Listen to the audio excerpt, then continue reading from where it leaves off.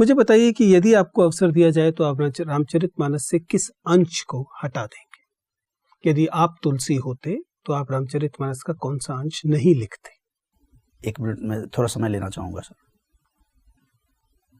मुझे लगता है सर ऑलरेडी वाल्मीकि जी का जो रामायण था उसका जब अनुवाद किया या अवधि में जो गोस्वामी जी ने लिखा है, तो जो भी उस तरह के विषय थे उसको गोस्वामी जी ने हटा ही दिया है।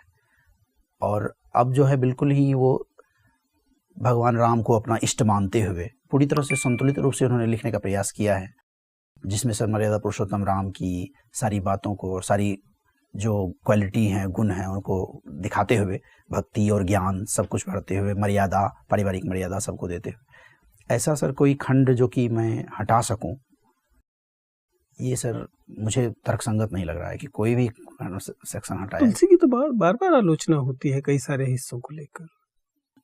जी सर, कुछ लोगों का जैसे मानना है नारी संबंधी जो विचार है उनको लेकर के ऐसा लगता है कि वो प्रगतिशील सोच नहीं रखते, लेकिन मुझे लगता है सर कि ऐसी बात है नहीं। जो ये एक विचार जो बन गया है ये गलत विचार है। यानी तुलसी काफी फेमिनिस्ट लेखक है। फेमिनिस्ट भी नहीं सर, उस समय तो ये महिला लेखन और फेमिनिस्ट की बात ना कहा जाए, एक बैलेंस होते हुए जो उस युगीन प्रभाव जो था, उस समय की जो विचारधारा थी और उस समय का युग का जो प्रभाव था, उसके अंतर्गत उन्होंने सबको लेकर के चलने का प्रयास किया है। जैसे नारी संबंधी बात ही कहें तो जहाँ वो लोग कहते हैं कि वो नारी विरोधी हैं, लेकिन वहीं दूसरी जगह वो सबरी के प्रसंग में बहुत ज्यादा मुझे बताइए, जो सबको लेकर चलता है वो कहीं नहीं चलता। एक सामान्य से समझ है कि जो सब कुछ को लेकर चलने की कोशिश करेगा उसका अपना स्टैंड तो कोई नहीं होगा। नहीं सर, ऐसा नहीं है।